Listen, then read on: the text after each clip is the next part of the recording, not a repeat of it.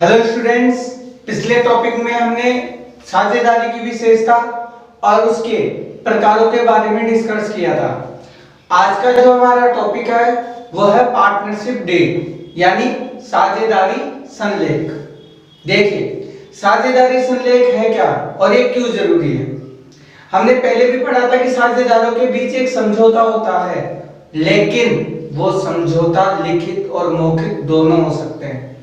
लेकिन लिखित समझौते को हम प्रमाण के रूप में प्रस्तुत कर सकते हैं, ये मैंने पहले भी बताया था।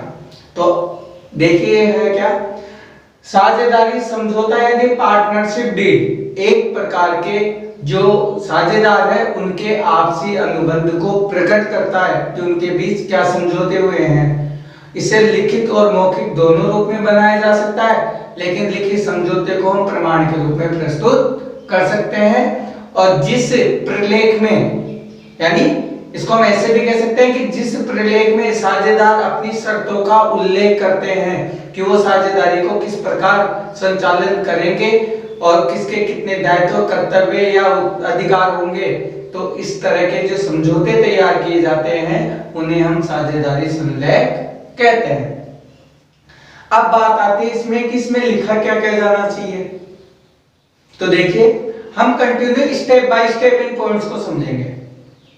पहला पॉइंट, हम कोई भी व्यापार प्रारंभ करते हैं तो सबसे पहले उसकी पहचान उसको देते हैं कि उस साझेदारी का नाम क्या है, यानी फर्म का नाम। जिस नाम से हम बिजनेस चलाएंगे वो कहलाएगा फर्म का नाम, और वो कहां पे है उसका एड्रेस, यानी फर्म को जिस नाम से चलाया जाना है और उसका एड्रेस क्या है, पता क्या है, सबसे पहले ये लिखा जाएगा।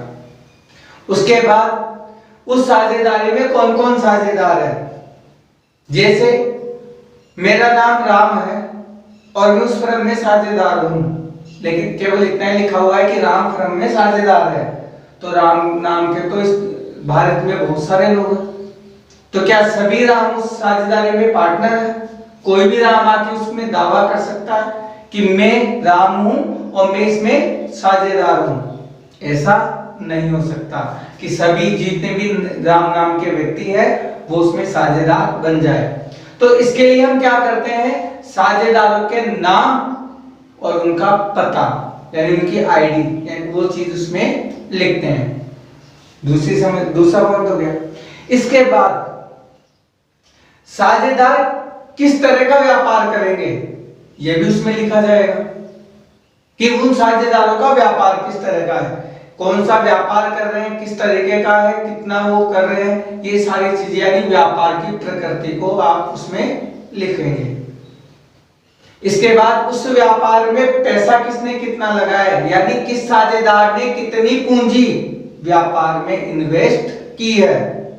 जितनी पूंजी व्यापार में उन्होंने इन्वेस्ट की है वो सारी चीजें उसमें लिखी जाएगी कि किस साझेदार ने, उसका नाम क्या है, उसने कितनी पूंजी इसमें लगाई है, यानी पूंजी का उल्लेख किया जाएगा। अगर उन साझेदारों ने अलग अलग पूंजी दी है, किसी ने कम दी है या किसी ने ज्यादा दी है, अगर कोई उनके वो आपसी चाहते हैं कि जो जितनी पूंजी देता है उसको उतना ब्याज भी मिलना चाहिए, लाभ उसके बाद बांटा जाएगा, तो हम पूंजी पर ब्याज, अगर उसकी कोई शर्तें हैं तो पूंजी पर ब्याज की शर्तें इसमें लिखी जाएगी, देनी है। तो अगर साझेदारों को पैसे की जरूरत है, कोई त्योहार है, कोई समस्या आ गई और उनको पैसा लेना है, तो उन्होंने पैसा किसको दिया है, फर्म में इन्वेस्टमेंट किया है, तो जब उनको जरूरत पड़ेगी तो व्यापार उस फर्म से तो वो पैसा भी तो ले सकते हैं जरूरत पड़ने पर।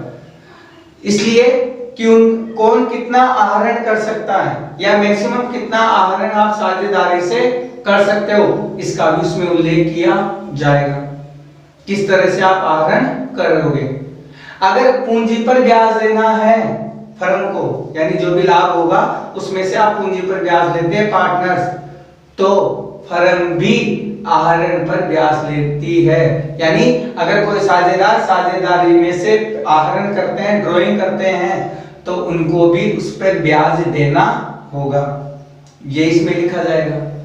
इसके बाद अगर कोई साझेदार साझेदारी में अतिरिक्त काम करता है, जैसे 3 पार्टनर है, एक व्यक्ति ज्यादा काम कर रहा है, 2 उसमें काम नहीं करते, क्योंकि हमने पहले पढ़ा था कि साझेदारी फर्म को सभी चला सकते हैं या सबकी ओर से एक व्यक्ति भी चला सकता है। तो अगर उसमें वो एक व्यक्ति काम कर रहा है, 2 व्यक्ति काम नहीं करते हैं, तो उस साझेदार को, क्योंकि वो काम तो कर ही रहा है, तो अगर पूंजी पर ब्याज ये सब कुछ हो गया, तो उस व्यक्ति की अलग से जो मेहनत होती है, उसका पारिश्रमिक है, वो वेतन, बोनस या कमीशन के रूप में दिया जाएगा। अर्थात किस साझेदार को कितना वेतन, बोनस या कमीशन किस रूप में दिया जाएगा, ये भी उसमें उल्लेख किया जाएगा। इसके बाद लाभ हानि का बंटवारा, कि ये सारी चीजें होने के बाद जो भी फर्म का लाभ बचेगा वो साझेदारों में किस अनुपात में विभाजित किया जाएगा, उसका भी निर्धारण इस संलेख के द्वारा किया जाएगा। अब इस लाभ हानि का पता कैसे चलेगा? इसके लिए साझेदार क्या करेंगे? उनके लेखे करेंगे, लेन देनों के, पार्टनरशिप के। तो लेन देनों का लेखा किस विधि से किया जाएगा, अर्थात लेखा विधियां जो है वो किस तरह से अपनाई जाएगी, कौन सी विधि से लेखा किया जाएगा, ये उसमें लिखा जाएगा। उनको लिखने के बाद उनकी जो अंकेक्षण है, यानी उनकी जो जांच है, वो कैसे की जाएगी, वो भी इसमें लिखा जाएगा। इसके साथ साथ यदि कोई साझेदार साझेदारी में आता है तो उसके क्या नियम होंगे, ये नेक्स्ट पॉइंट होगा। अगर कोई साझेदार साझेदारी छोड़ के जाता है, अवकाश ग्रहण करता है या रिटायरमेंट के साथ साथ, या मान लो उसकी डेथ हो जाती है, या तो रिटायरमेंट लेगा या उसकी डेथ हो जाती है, तो उसके क्या नियम होंगे। यदि साझेदारी को बंद ही किया जाएगा, आगे साझेदारी चलानी नहीं है, तो उसके क्या नियम है। इसके अलावा इन तीनों ही कंडीशन में ख्याति की गणना किस प्रकार की जाएगी, उसके क्या नियम होंगे, ये इसमें लिखा जाएगा। साझेदारों को क्या अधिकार है, क्या उनकी लायबिलिटीज है और कितने उनकी जिम्मेदारियां हैं, दायित्व है, अधिकार है, जो भी है उनका उल्लेख किया जाएगा। अगर साझेदारी में कोई व्यक्ति दिवालिया घोषित हो जाता है तो गार्नर भरना मर्रे नियम का उपयोग किया जाएगा या नहीं किया जाएगा, ये उसमें लिखा जाएगा। तो ये सारी चीजें अगर आप स्टेप बाय स्टेप इनको देखें तो ये एक स्टोरी, यानी अर्थात आप जिसके साथ काम करना चाहते हैं, जिसके साथ आप साझेदारी करना चाहते हैं, तो उसमें आप ये बेसिक नियम तो उससे अपनाओगे, या आप उसकी जो आप जिसके साथ पार्टनरशिप कर रहे हो उसके साथ ये रूल्स फॉलो होंगे। इसलिए ये साझेदारी में लिखे जाने वाले महत्वपूर्ण बिंदु है, जो लगभग सभी प्रकार के जो साझेदार है, जो साझेदारी में काम करते हैं, उस तरह को अपनाते हैं। अब क्वेश्चन ये उठता है कि अगर कोई साझेदारी में इन पॉइंटों को नहीं अपनाए, साझेदारी को संलेख में ये चीजें नहीं लिखता है, तो फिर उसके लिए क्या है, यानी एब्सेंस ऑफ पार्टनरशिप डीड, यानी साझेदारी संलेख के अभाव में ऐसे कौन से रूल है, नियम है जो ऑटोमेटिक लागू हो जाएंगे। तो ये नियम अधिनियम 1932 के द्वारा है। अगर कोई साझेदारी में साझेदारी संलेख को नहीं अपनाता है, समझौते को नहीं अपनाता है, उसमें उल्लेख नहीं करता है, तो ये जो नियम है वो ऑटोमेटिक उसमें लग जाएंगे। अब ये नियम कौन से देखिए। पहला, सभी साझेदारों का लाभ हानि अनुपात बराबर होगा, अर्थात इसमें कोई फर्क नहीं पड़ता कि किसने कितनी पूंजी लगाई है, किसने कितना काम किया है, जो भी प्रॉफिट होगा वो इक्वल होगा, बराबर बराबर। फिर इसके बाद किसी भी साझेदार को पूंजी पर ब्याज नहीं दिया जाएगा, और जब पूंजी पर ब्याज नहीं दिया जाना है तो आहरण पर ब्याज भी नहीं लिया जाएगा। अगर कोई साझेदार साझेदारी में काम करता है अतिरिक्त, तो वेतन, बोनस या कमीशन के रूप में कोई राशि नहीं दी जाएगी, क्योंकि ये तो हमने लिखा ही नहीं है कहीं पे। इसके साथ साथ अगर किसी साझेदार ने फर्म को पूंजी के अलावा अतिरिक्त कोई ऋण के रूप में राशि दी है, तो उस पे 6% वार्षिक दर से ब्याज दिया जाएगा। सभी साझेदारों के अधिकार, कर्तव्य और दायित्व समान होंगे, किसी में कोई भेदभाव नहीं होगा। और सभी साझेदारों को फर्म की जो पुस्तकें हैं, जो अकाउंट्स है, उनको देखने का अधिकार होगा। तो ये बेसिक चीजें हैं कि अगर पार्टनरशिप डीड नहीं भी है तो उसके एब्सेंस में, उसके अभाव में ये रूल्स ऑटोमेटिक फॉलो हो जाएंगे। ये अधिनियम 1932 में कहा गया है।